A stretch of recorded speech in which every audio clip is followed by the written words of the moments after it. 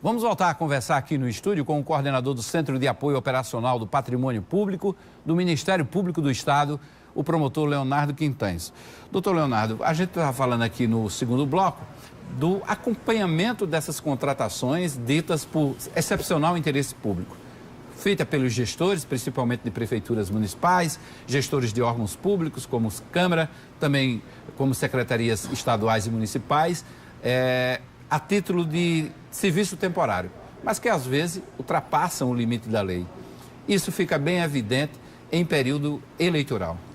Hermes, esse trabalho vem sendo feito pelo Ministério Público desde o ano de 2011 de forma bem coordenada e intensificada.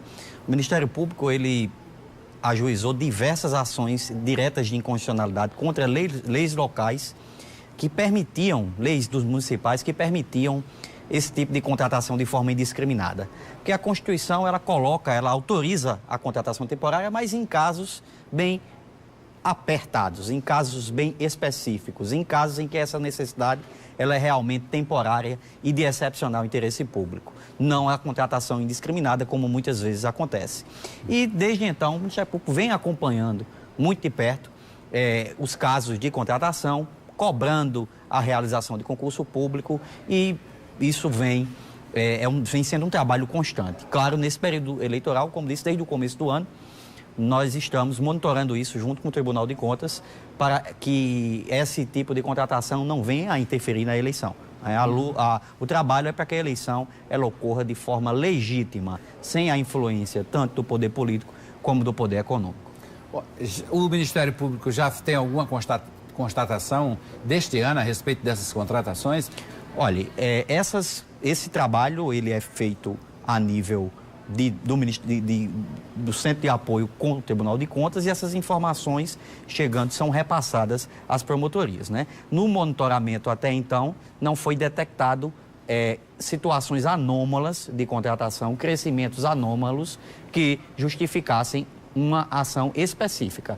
Mas esse trabalho continua sendo feito nas promotorias. Os promotores continuam verificando as contratações, cobrando a realização de concurso público e também cobrando o aperfeiçoamento da administração pública. Por exemplo, alguns postos, como o controle interno, que é um trabalho que nós estamos fazendo no foco, nós estamos cobrando a implementação do controle interno com criação desses postos. A questão de advogados e contadores, que o Ministério Público também está cobrando que essas estruturas que são serviços cotidianos, rotineiros dos municípios, que eles também tenham postos efetivos. Então, esse é um trabalho constante do Ministério Público na busca da profissionalização, do aperfeiçoamento da administração pública. Nós estamos aí no período eleitoral, já estamos aí praticamente 40, 45 dias das decisões do primeiro turno da votação.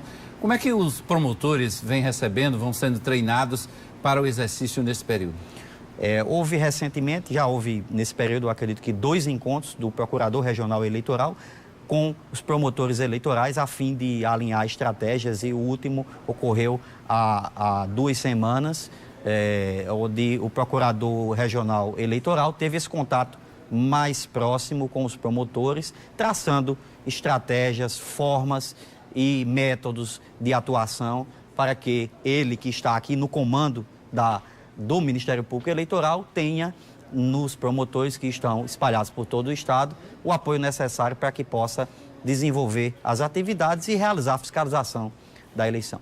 Ok, doutor Leonardo, obrigado pela presença, pela entrevista no Correio Debate. Nós que agradecemos, Hermes, e como disse no princípio, é sempre um prazer para o Ministério Público estar com a imprensa, que é esse elo que nós temos e nós podemos fazer com a sociedade. Muito obrigado. Obrigado mais uma vez.